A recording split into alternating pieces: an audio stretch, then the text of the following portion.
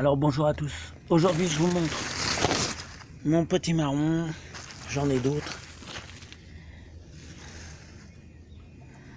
C'est l'occasion de parler un petit peu de la canicule. Alors que là il pleut. Hier il avait fait 40 et quelques. Moi mes petits marrons ils poussent dans des pots en plastique. Parce que j'ai pas le choix en fait. C'est sur des pavés en béton. Donc j'ai un caisson ici. Et puis j'ai ces pots là. Ce que je voudrais vous dire, c'est que ces cultures suspendues, que ce soit des pots, des jardinières, des bacs, des carrés potagers, elles sont agronomiquement à proscrire. En théorie, on ne peut pas faire pire. Parce que le soleil frappe sur les côtés et il frappe par au-dessus. Il évapore l'eau de manière extrêmement importante. Il faut beaucoup arroser. Et en plus, il y a la gravité, l'effet de la gravité qui fait que dans un caisson comme ça, ou dans un carré potager, l'eau va descendre. Dans une butte, c'est pareil. Les buttes, normalement, en agronomie, c'est pour cultiver les plantes qui n'aiment pas du tout l'eau. Parce que les buttes sont sèches. Donc, par gravité, vous allez assécher. Alors moi, j'ai mis un paillis, c'est presque de l'hypocrisie, parce qu'en fait, c'est pour limiter l'évaporation, mais quand on veut vraiment limiter l'évaporation, on ne cultive pas dans un caisson ou dans un carré potager. Donc ça déjà, c'est par rapport à la gestion de l'eau, une erreur. En plus, ce qui se passe, regardez, j'ai fait un montage un peu bidon, j'ai mis des sacs en poubelle et des géotextiles devant les pots en plastique, parce qu'il faut savoir que la plante résiste très bien aux chaleurs puissantes en évaporant de l'eau. Et oui. Donc pour résister, elle évapore de l'eau. C'est un peu comme si nous on se promenait sous une grande chaleur en buvant beaucoup d'eau.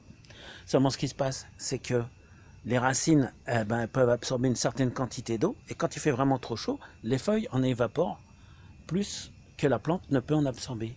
Et qu'est-ce qui se passe? Alors c'était très visible hier, les feuilles vous les voyez recourbées comme ça vers le bas.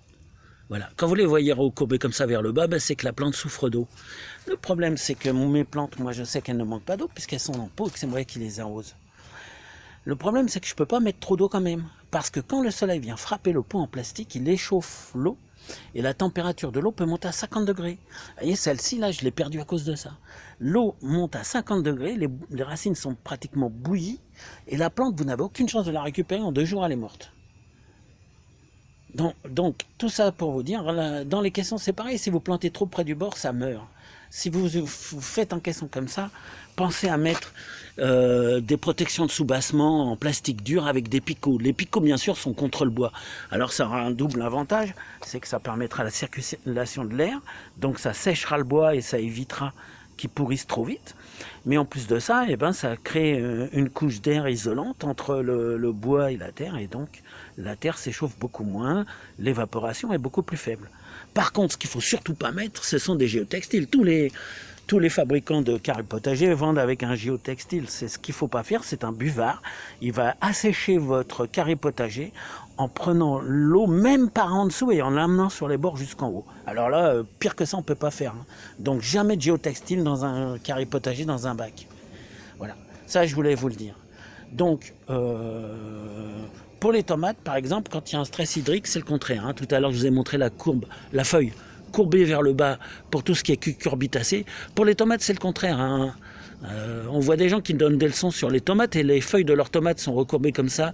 C'est qu'ils n'ont pas assez arrosé. On sait qu'ils y connaissent rien, qu'ils ne sont pas à la hauteur. Voilà ce que je voulais vous dire sur la gestion de l'eau et surtout sur les cultures suspendues. Alors, si vous faites ça parce que esthétiquement ça vous plaît, écoutez, pourquoi pas. Mais il faut savoir que vous allez avoir une gestion de l'eau beaucoup plus délicate après derrière.